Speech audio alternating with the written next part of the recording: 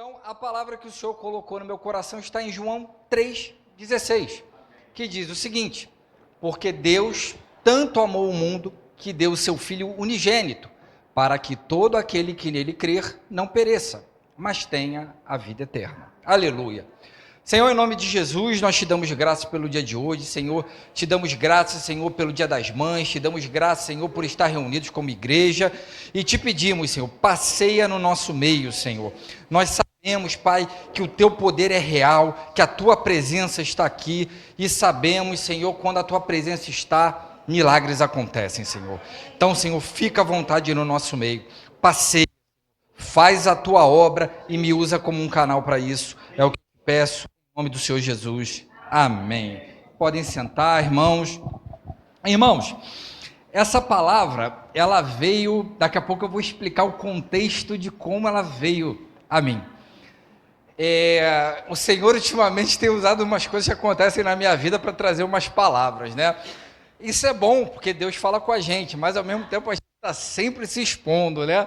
Mas faz parte, porque mostra que quem faz a obra é o Espírito Santo, não somos nós, não é verdade? Se dependesse de nós, irmãos, olha, nós todos estaríamos perdidos. Mas glória a Deus que nós temos o Espírito Santo que nos ajuda nessa missão.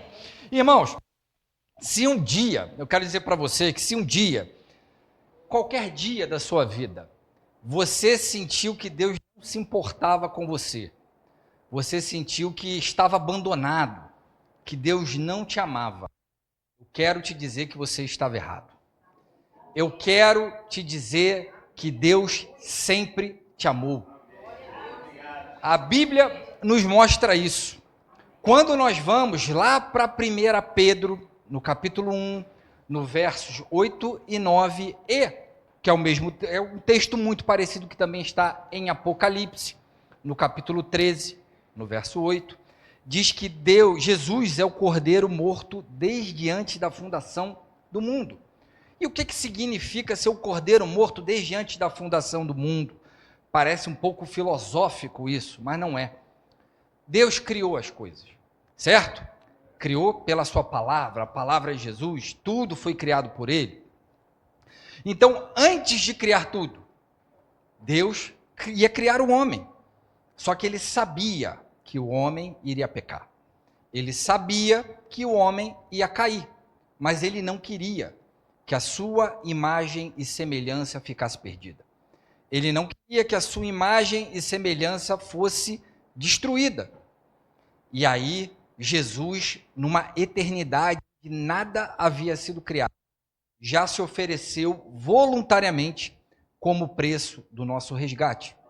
Antes de tudo existir, Jesus já era o sacrifício para nos levar de volta ao Pai. E em Gálatas, no capítulo 2, no verso 20, o apóstolo Paulo fala que Jesus nos amou e a si mesmo se entregou por nós. E é muito curioso, porque essa entrega de Jesus, ela foi uma entrega voluntária. Mas lá em Isaías 53, no verso 6, diz que ao Pai agradou moer o Filho. Isso é um pouco, às vezes, forte, né, para a gente entender. Mas por que o Pai agradou moer o Filho? O Pai agradou moer o Filho porque Ele punia em Jesus os nossos pecados. Então, a justiça de Deus estava sendo satisfeita através do sacrifício de Jesus por nós na cruz do Calvário. Então, Jesus sofreu o que a gente chama de uma morte vicária ou uma morte substitutiva, ou seja, ele morreu a morte que éramos para nós termos morrido. Ele morreu no nosso lugar. Então, ele morreu para nos levar ao Pai, mas também morreu para cumprir a justiça de Deus e pagar o preço que nós deveríamos ter pago. Mas isso é bênção, porque mostra o amor de Deus. Então, a gente percebe que a cruz de Cristo, ela não foi o acaso. A cruz de Cristo era uma agenda de Deus desde a eternidade, desde sempre, desde antes da criação do mundo.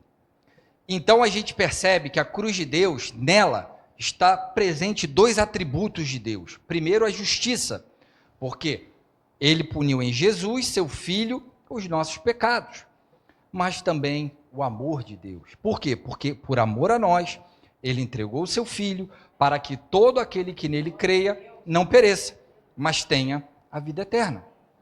Então, se nós pensássemos no que Jesus já fez por nós, acabaria aqui. Ele já fez tudo por nós, mas Jesus faz mais.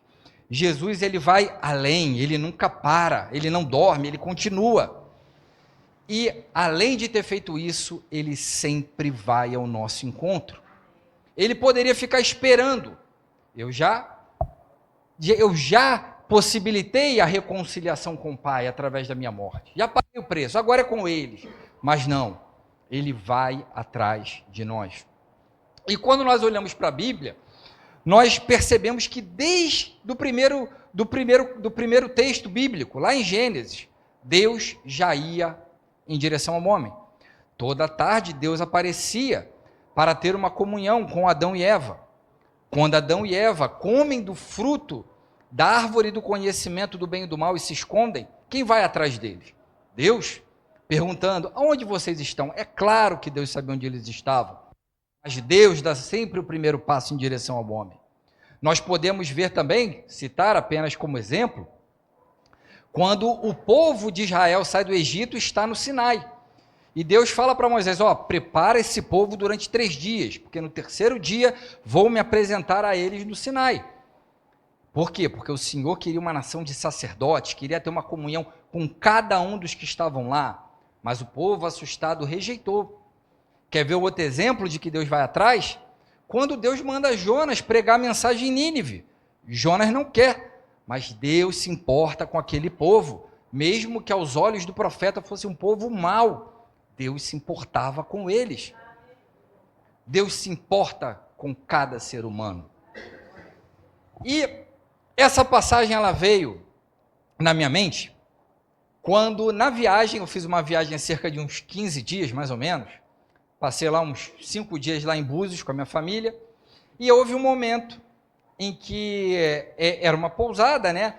E a gente estava indo para a piscina e a Maria Alice ficava me pedindo colo literalmente o dia inteiro.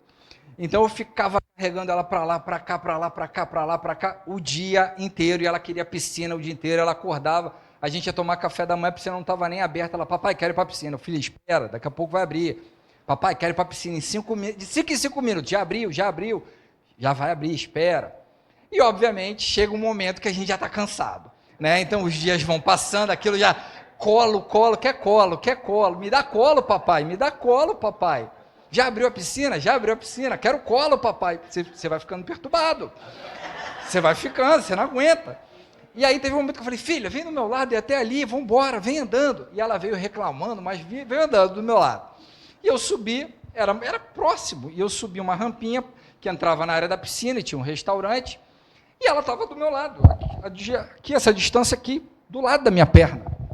Quando eu olho para trás, ela desapareceu. Ela sumiu. E aí eu olhei Maria Alice, comecei a chamar o nome dela alto e corri para a entrada dali. E eu não achava Maria Alice. E a primeira coisa que eu olhei era a recepção e a porta aberta para a rua. Então, naturalmente, o coração já disparou. E eu corri e perguntei, passou aqui uma menina? E ele falou assim, não, a gente não deixa criança nenhuma passar para cá. Mas é aquela que você pensa, não deixa, mas você pode ter se distraído e passar, né? Mas tudo bem, mas a sua preocupação maior é tentar localizar. E aí eu comecei, Maria Alice, todo mundo olhando para a minha cara. Quem me conhece sabe que eu fico extremamente constrangido de causar algum tipo assim de tumulto de atenção, mas naquele momento eu não me importava com nada, eu apenas queria achar minha filha. Eu, Maria Alice, e aí uma segunda coisa começa a vir na sua mente. Né? A primeira foi para a rua, a segunda é, alguém pegou a minha filha. Então, você começa Maria e eu gritando cada vez mais alto, olhava e era um corredor alto, e ela não estava nos corredores. Aonde essa garota se meteu? E aí, meu sobrinho, o que houve, tio Maurício? Falei, Maria Alice sumiu, ele saiu correndo, mamãe, Maria Alice sumiu. Carol já vindo com Pedro, né? Eu já naquele desespero, procurando ela, e daqui a pouco eu olho, ela estava do outro lado da piscina, não dentro da piscina, mas numa outra área, porque ela foi por fora e me procurando, porque ela não me viu entrando. E ela chorando atrás de mim. E aí, obviamente, quando eu olhei a Maria Alice, eu fui correndo igual um louco, abracei ela chorando, chorando, chorando. Eu, perdoa o papai, papai não teve paciência, desculpa, a culpa foi minha, eu tinha que ter te pegado no colo. Você se sente o pior pai do mundo, obviamente.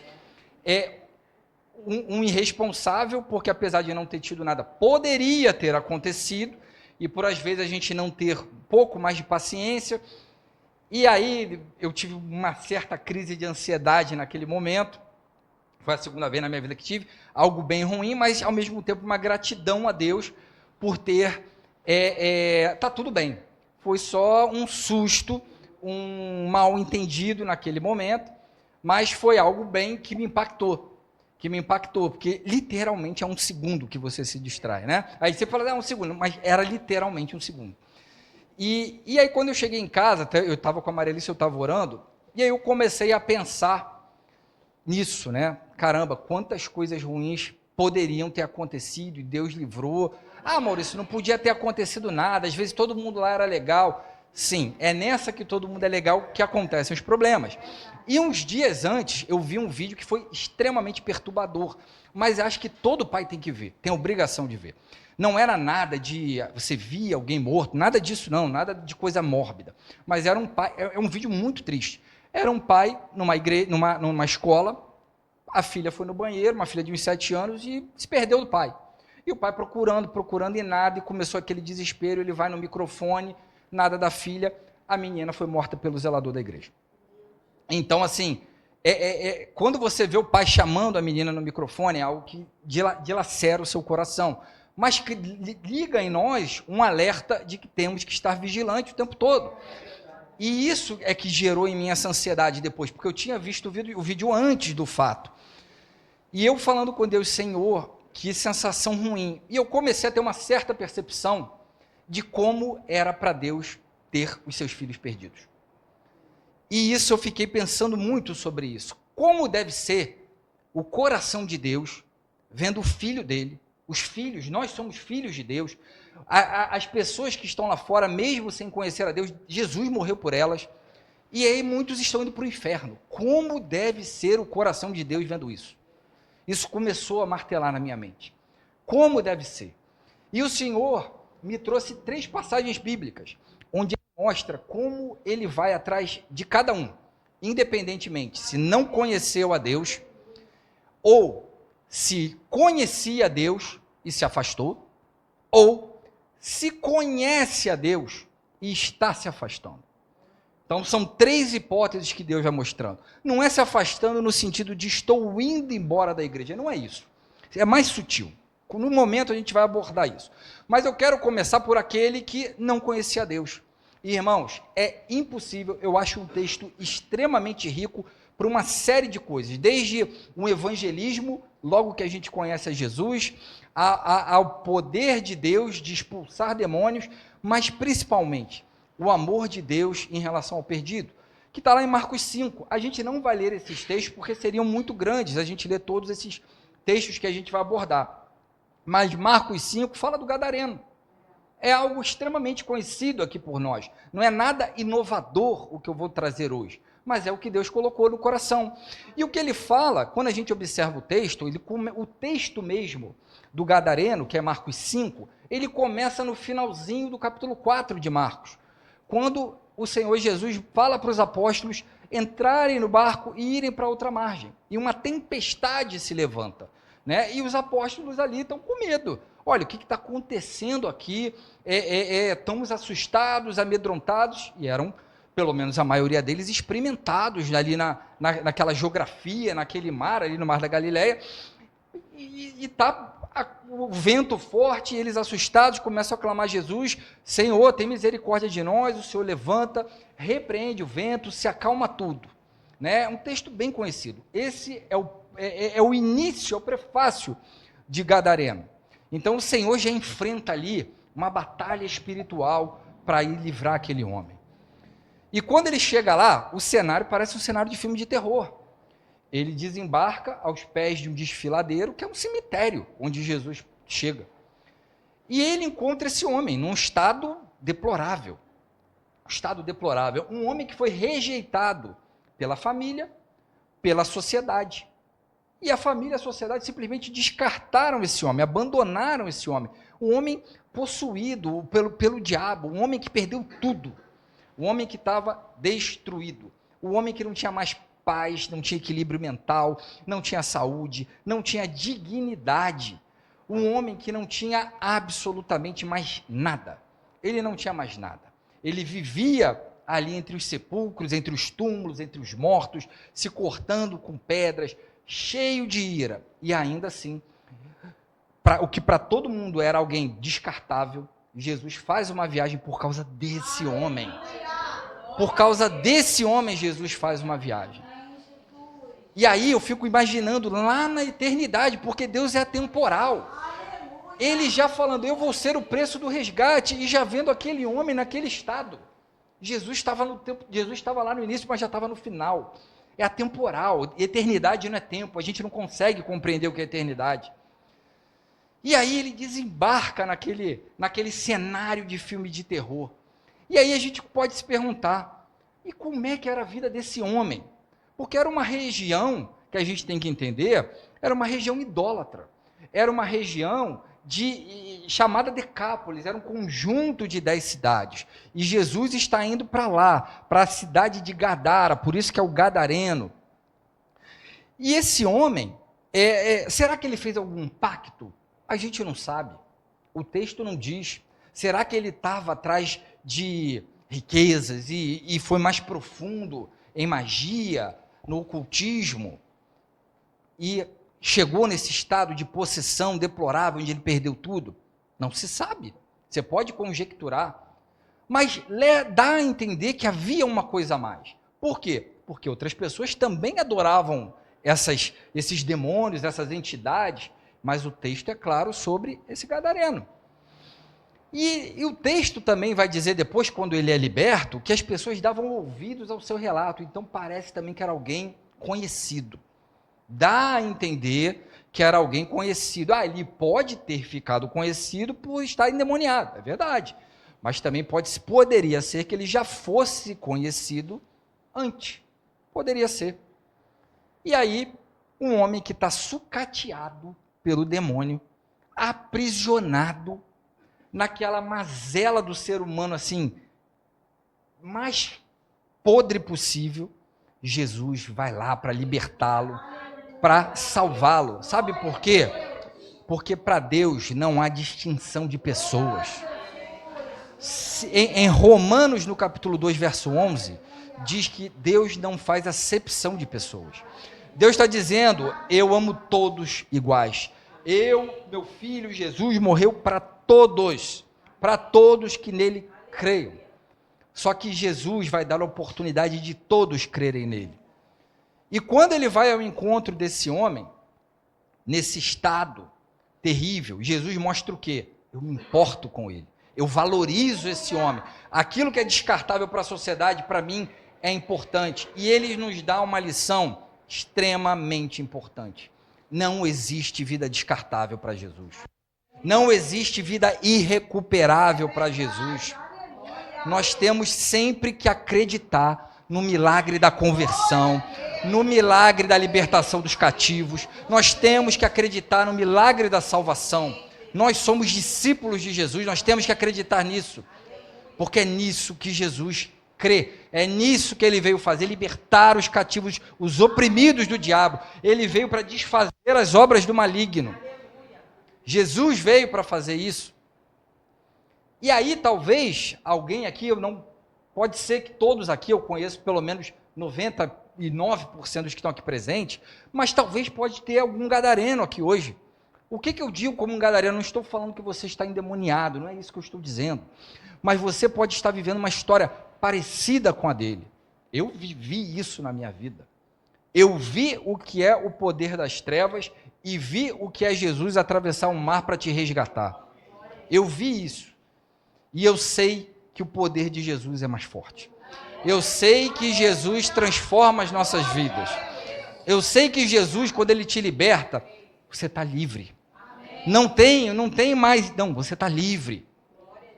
Quando Jesus te salva, você está salvo.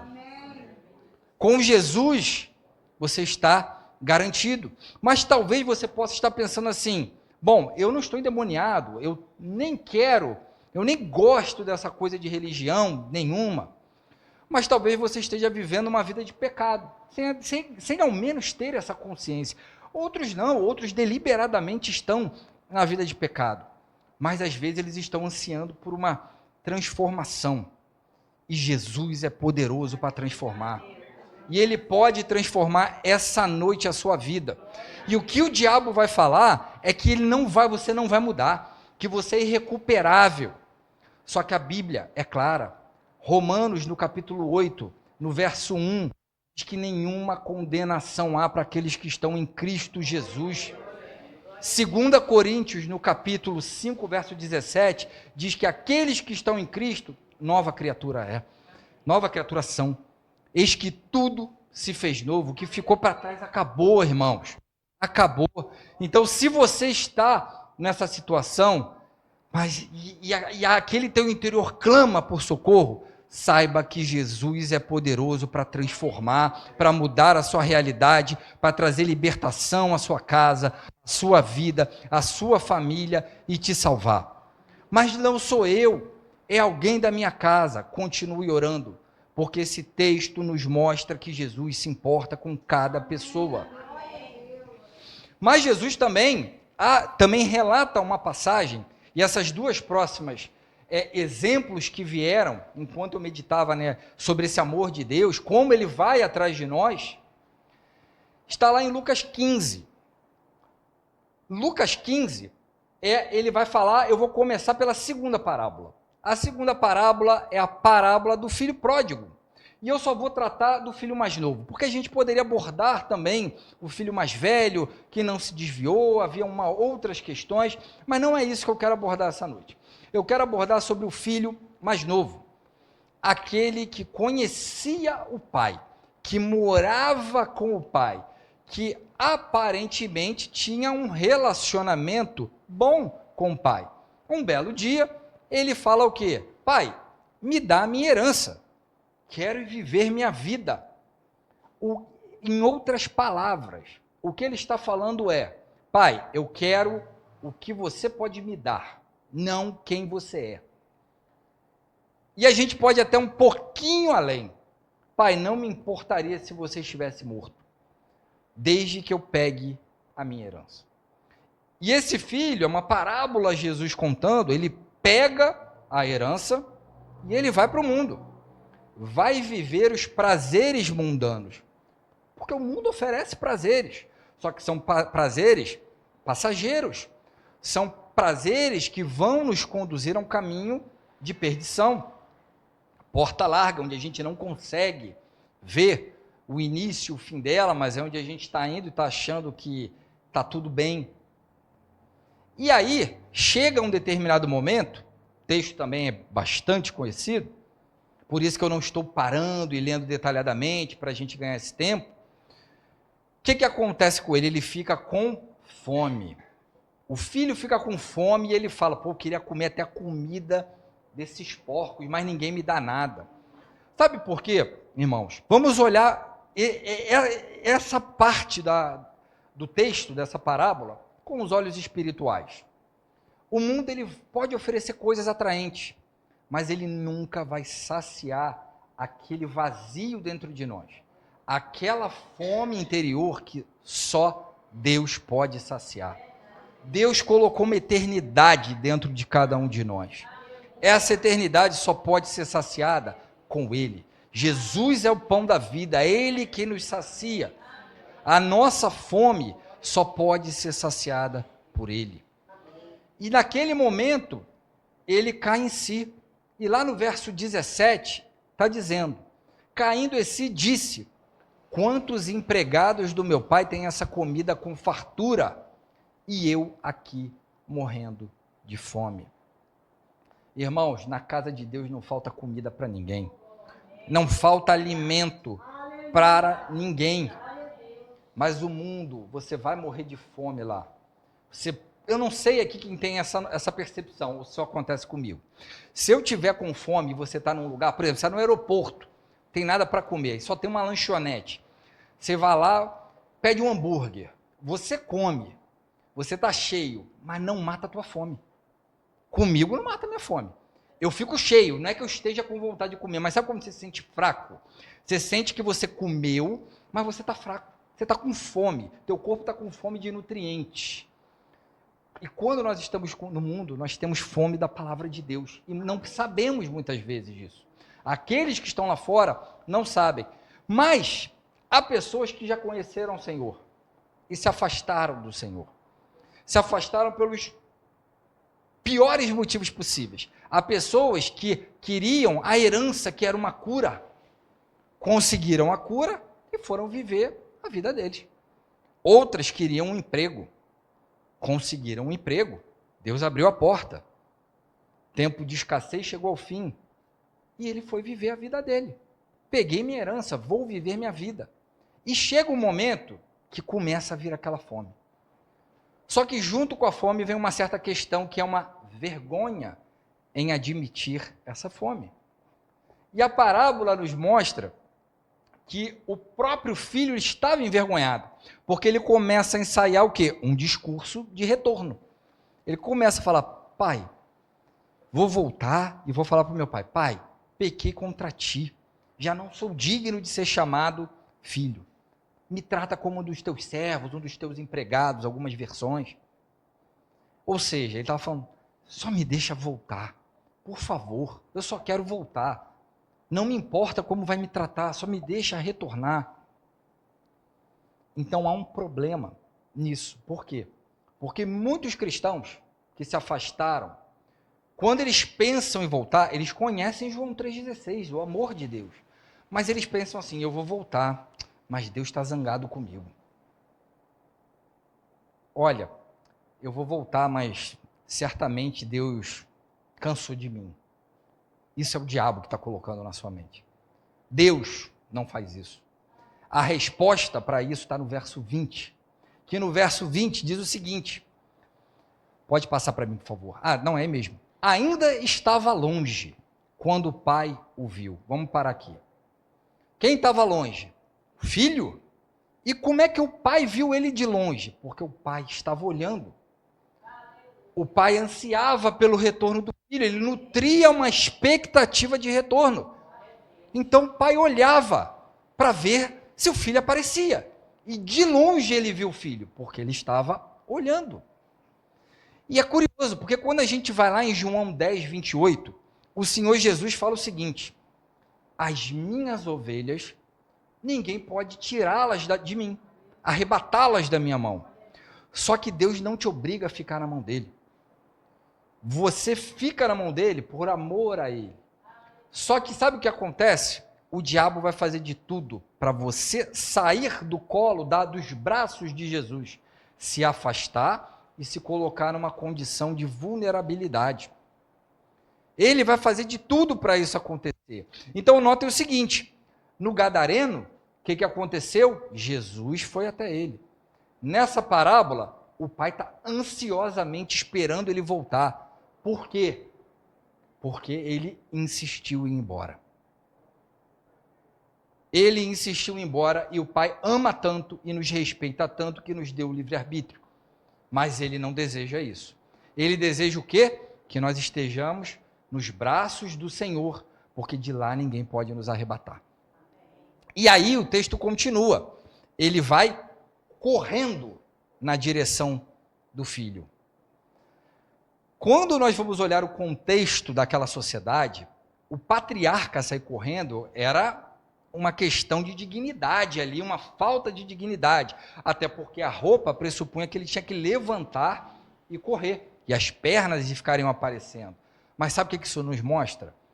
Deus não tem vergonha nenhuma de sair correndo para te buscar, na tua direção, quando o filho retorna. Vocês querem ver o exemplo disso? Vamos em Isaías 53, verso 3, que ele fala o seguinte, Isaías 53, verso 3, quando ele diz: foi desprezado e rejeitado pelos homens, um homem de dores, experimentado no sofrimento.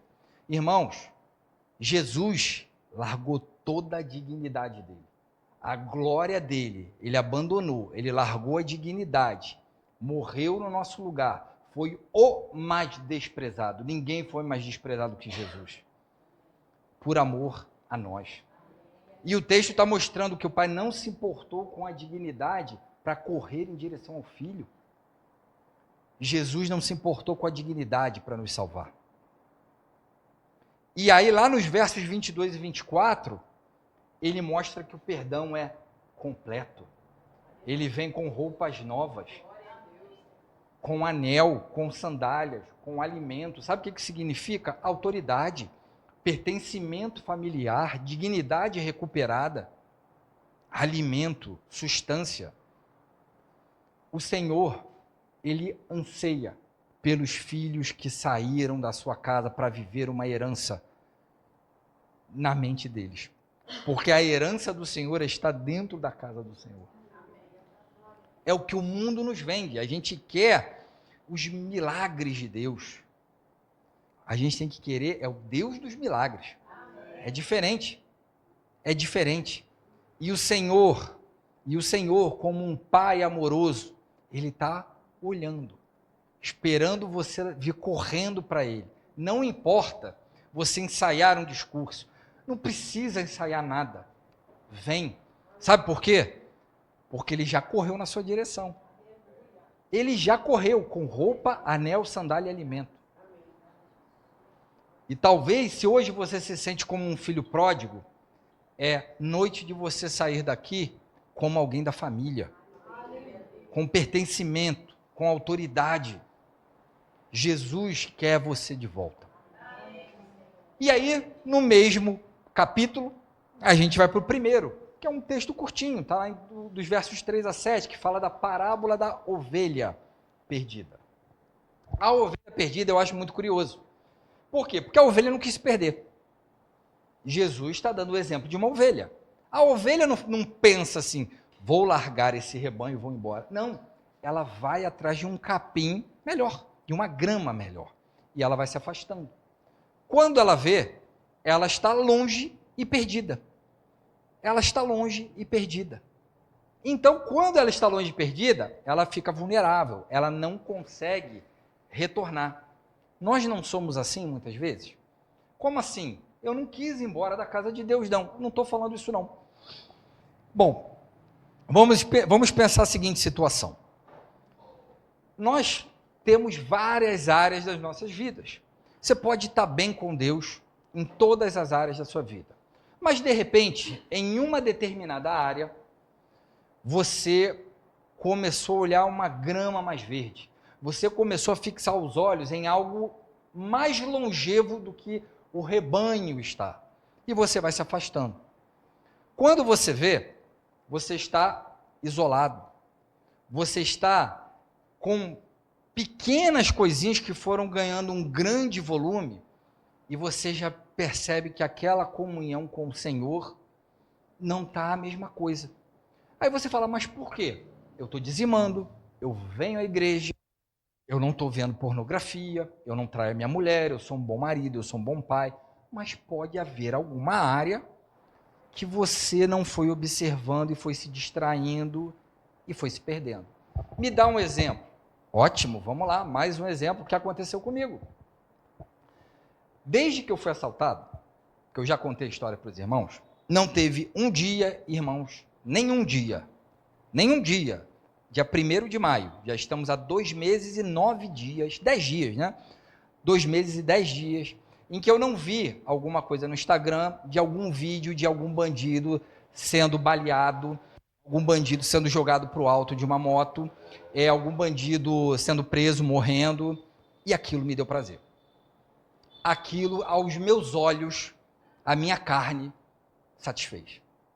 Que isso, Maurício, como você está pregando aqui? Pela misericórdia de Deus. Sabe por quê? Porque um dia eu estava orando e eu falei, caramba, está estranho. Não estou sentindo aquela presença orando. E na mesma hora veio, onde está o ódio, o meu amor não consegue se manifestar totalmente. E eu comecei a falar, Senhor, vou orar por esses caras que me assaltaram. Não quero, a minha carne não deseja mas eu vou orar. E eu tenho orado por esses caras. E eu tenho profetizado. Eu tenho falado, esses caras vão vir aqui na igreja. Esses caras vão vir aqui na igreja. Eu vou dar aula de batismo para esses caras. Em nome de Jesus. Em nome de Jesus. A gente não tem que acreditar na conversão? Ou que igreja é essa que a gente vive que não muda a nossa realidade em volta? É por isso que muitas pessoas estão procurando em outras religiões poder. Porque a gente está orando errado. Ou não está orando. Não é não agradecer a Deus pelo livramento. Mas a gente tem que pedir a Deus primeiro a misericórdia. A misericórdia. Deus precisa alcançar esses homens, irmãos. Se eu fosse tratado com o mesmo julgamento que eu estou fazendo a esses homens, eu nem estava aqui hoje. Deus trouxe isso à minha mente muito claro. E eu tenho pedido perdão a Deus e tenho falado, Senhor, me ajuda. Me ajuda porque eu não tenho capacidade em mim mesmo de voltar. Eu estou perdido. Nessa área, eu nunca senti ira na minha vida, irmãos. Não é raiva. Raiva é diferente. Raiva é algo que pode vir momentâneo. A própria Bíblia fala, não deixa a raiva se pôr sobre a sua mente, se pôr sobre a sua cabeça. Cuida disso antes do pôr do sol. Ou seja, não deixa criando raiz de amargura no seu coração. Todo dia, eu alimentei meu coração com isso. A Bíblia não fala, se os meus olhos são bons, todo o meu corpo vai ser bom? Os meus olhos não estavam bons e na minha mente eu não percebia isso. Eu achava que era justiça, mas era a minha própria justiça. Não era a justiça de Deus. A justiça de Deus foi satisfeita com a morte do seu filho, por amor a cada um de nós, inclusive esses caras. E isso é o difícil no cristianismo. Mas o cristianismo sem perdão não é cristianismo. O cristianismo sem intercessão não é cristianismo. O cristianismo sem a gente acreditar na conversão, nos milagres que Deus tira do inferno essas pessoas. Irmãos, a gente está vivendo apenas para o materialismo cristão. Apenas para o ter. Não é isso que Jesus espera de nós, não é isso que Ele espera de mim. E quando o Senhor começou a trazer isso na minha mente, eu falei, Senhor, o Senhor está certo, me perdoa. Eu vou orar por esses homens. E desde então eu tenho orado pedindo que esses homens se arrependam, que alguém alcance esses homens, que o Espírito Santo dê oportunidade. Muitos desses não chegam nem a 5 anos nessa vida. Que Deus tenha misericórdia dessas pessoas. Se aqui é ruim sem Jesus, imagina uma eternidade. A gente não tem noção do que é isso. E aí o Senhor começou a me mostrar, né, que há áreas da nossa vida que nós estamos como ovelhas perdidas e não sabemos. Só que o Senhor, Ele é o bom pastor e Ele vai atrás de nós. Então, quando o Senhor estava lá, Maurício, mas você não falou que estava perdido? Como é que o Senhor foi atrás de você? Ele já foi, Ele está estendendo a mão. Só que eu estou no chão e eu não quero dar a mão para Jesus. Eu preferi ficar na minha justiça própria. E muitas das vezes a gente fala, Senhor, por que a tua mão não pesa com esses caras? Não é possível. Por que não, Senhor? E o Senhor vai falar, porque eu morri por eles também, e eu quero arrependimento deles. Não é que não tem que ser preso, eu não estou discutindo isso. Tá? Eu estou falando o aspecto cristão. Nosso papel é orar e crer na conversão. Nós temos um exemplo aqui, e não é novidade, irmãos, porque já deu testemunho, o Jonathan. Se a gente não conhecesse ele, a gente ia querer também a nossa própria justiça contra a vida dele. E olha a bênção que ele é hoje em dia. Um homem de Deus, trabalhador, com a filha, está aqui fazendo a obra do Senhor, com o filho, fazendo a obra do Senhor. Esse é o poder do Espírito Santo, é o poder transformador, é o poder que arrebenta as correntes do inferno. Glória a Deus. Glória a Deus. E é engraçado, porque uma ovelha ela é vulnerável e indefesa. Irmãos, quando a gente vai lá para João 15, o Senhor fala, sem mim vocês não podem fazer nada. E aí a gente pode pensar, mas aí isso aí é muito abrangente. De fato é, mas a gente sem Jesus não consegue resistir às astutas ciladas do diabo. Sem Jesus a gente não consegue. Lá em Efésios 6,10, o apóstolo Paulo fala, vocês fiquem firmes. Mas como ficar firmes? Sendo revestido do poder de Deus. Mas sem Jesus como é que tu vai se revestir de poder de Deus? Não vai. Não vai. Então nós somos como ovelhas. indefesos sem Jesus. A ovelha é indefesa sem seu pastor. Nós nos perdemos fácil. Fácil, fácil. A gente acha que está tudo bem. É tão fácil que a gente nem vê a gente se perdendo. É tão fácil que a gente não vê. Quando a gente vê uma área da nossa vida está perdida. Quando eu digo perdida, é longe de Deus. Longe de Deus. Só que o Senhor sempre nos dá a oportunidade de consertar. E aí a gente não consegue, mas como é que eu conserto? Como é que eu oro? Não está fluindo minha vida, não sei o que está acontecendo. Sabe quando é sondar o seu coração? Senhor, sonda em mim, vê se há um caminho mau. Que a gente não ora muitas vezes assim. Irmãos, é isso. Um caminho mau é a gente estar longe de Deus em alguma área que vai afetando todas as outras áreas. Um abismo chama outro abismo. E quando a gente vê, a gente já está indiferente a muitas coisas. Mas o que eu mais me alegro nisso tudo, porque se a gente for ver, há 3 histórias aqui que eu contei. Do Gadareno, um homem que não conhecia Deus, não conhecia o Senhor. E o Senhor vai até ele, liberta aquele homem. E é um homem que no final, como é que ele está? Ele estava nu, se cortando, era um perigo para as pessoas. Quando a gente vai lá em Mateus 5,15, perdão, Marcos 5,15, nem precisa colocar, eu passei a ordem, eu passei o texto dela. Em Marcos 5,15, diz que lá no final da história, como é que o gadareno estava? Vestido aos pés do Senhor Jesus. Ou seja, ele readquiriu o equilíbrio, a dignidade dele, e ele se torna um missionário. Ele vai pregando a mensagem do reino.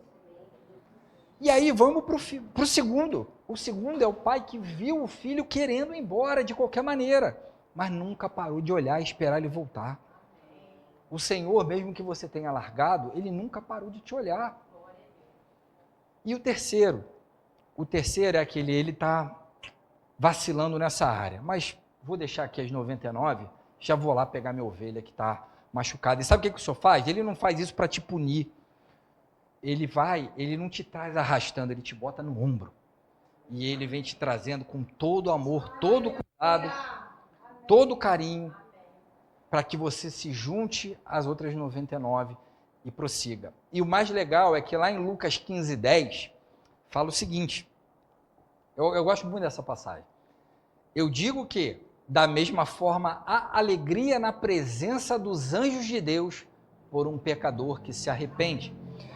A alegria não é dos anjos de Deus, é na presença dos anjos de Deus. Quem está na presença dos anjos de Deus? Deus. Deus se alegra quando um pecador se arrepende. E aí a gente tem que se perguntar, quem sou eu aí hoje? Eu sou um gadareno? Sou eu que não conheço Deus, mas eu anseio por uma transformação. Eu quero uma libertação, eu quero uma transformação da minha vida, eu quero ser salvo. Eu sou um filho pródigo, eu quis viver minha vida. E agora eu quero voltar, mas eu acho que eu não vou ser bem recebido. Eu sou uma ovelha. Uma área específica da minha vida descambou por algum motivo e eu estou perdido, não estou conseguindo retornar à minha comunhão com Deus. A boa notícia é, independentemente de quem você seja, o Senhor Jesus resolve todos esses problemas. Independentemente de quem você seja. Sabe por quê? Porque ele morreu por tudo isso. Por todos esses pecados, ele pagou já esse preço na cruz. E é muito curioso, porque a gente vê quando lá em Colossenses, no capítulo 2, verso 14, ele diz que o Senhor Jesus já pegou o escrito de dívida que era contra nós, anulou, encravou na cruz. Está pago, meus amigos. Está pago. Jesus pagou a nossa dívida. Glória ao Senhor. E aí eu retorno para Isaías. Quando a gente fala, ao pai agradou moer o filho. Sabe por que ao pai agradou moer o filho? Toda vez que que o pai vê um pecador perdido se arrepender, um pecador, um perdido se arrepender, ele faz festa. Só que ele é de eternidade a eternidade. Então o pai está agradando o meu filho porque ele está vendo o pecador também arrependido. Ele está vendo a consequência do sacrifício de Jesus sendo materializado na sua frente. E aí a gente vai lá em Hebreus, no capítulo 12, verso 2, que vai falar: por isso, tendo os olhos fitos em Jesus, o autor e consumador da nossa fé, ele, pela alegria que lhe fora proposta, suportou a cruz ao desprezar a vergonha e assentou-se à direita do trono de Deus. Irmãos, Jesus não se importou com a vergonha da cruz, sabe por quê? Porque havia algo que estava proposto a ele que era muito maior do que a vergonha da cruz. Sabe o que era maior? Você. Eu. Nós. Deus, Senhor Jesus, nos ama. Ele quer te alcançar em todas as áreas que você está precisando. Ele sempre te amou. Ele nunca te abandonou. Ele vai até o encontro. E Ele está aqui com a mão estendida para te buscar. Falei que ia ser rápida a pregação hoje. Fiquem em pé, vamos orar.